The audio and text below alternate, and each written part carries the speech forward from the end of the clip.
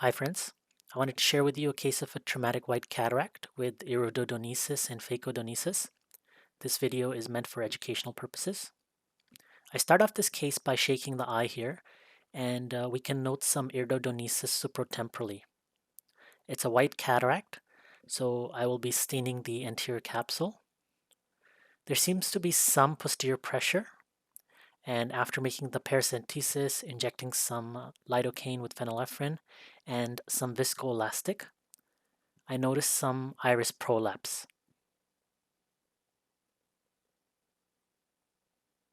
My plan here is to hopefully put in one iris hook and continue with the rest of the case.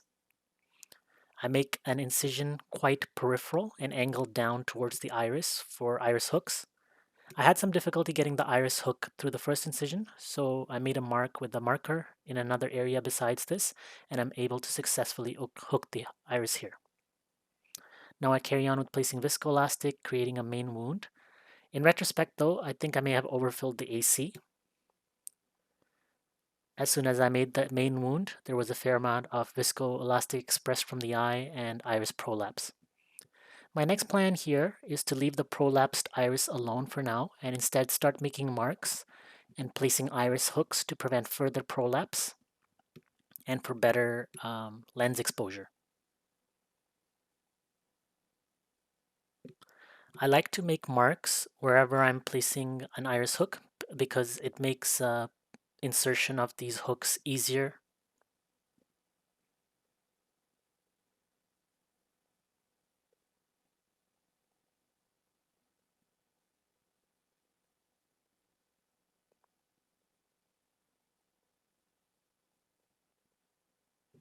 I'm now able to reposit the prolapsed iris back.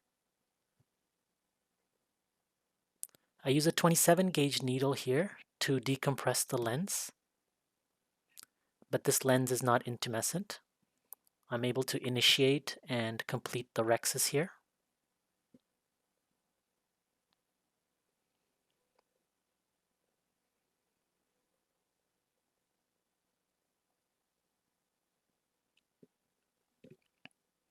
Some hydrodissection is done here. I'm able to partially rotate the lens. However, during this maneuver, I can tell that there's some supratemporal phacodonesis, and poor rotation of the lens is further indication of this. I decide now to place a capsular hook supratemporally for better support. The capsular hooks are larger, so they require a larger corneal incision as well. Finally, we're in a position to proceed with the rest of the case as usual.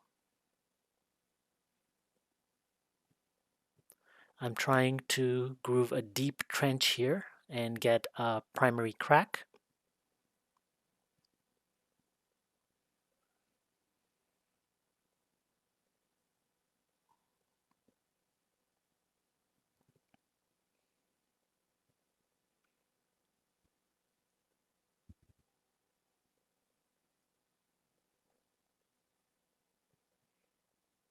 We get a crack here.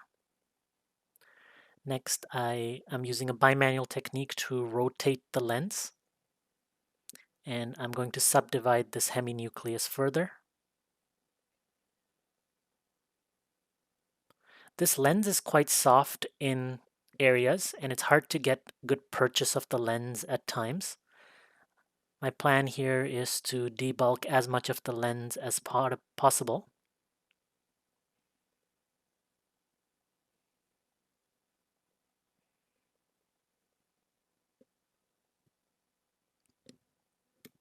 So I debulk the lens here, and I'm left with some softer material, which I'm fairly confident that I can remove with the irrigation and aspiration. I've placed some viscoelastic to keep the posterior capsule back, and I finish removing the rest of the lens material here with IA and do some cleanup of the cortex. Given the phacodonesis, I plan to place a CTR in the bag, followed by the lens. The capsular hook I've used has a Chang modification, so I know that my CTR will not get tangled in this. I'm able to watch the leading edge of the CTR rotate into proper position. The lens is inserted here. And after this, I can remove the viscoelastic material.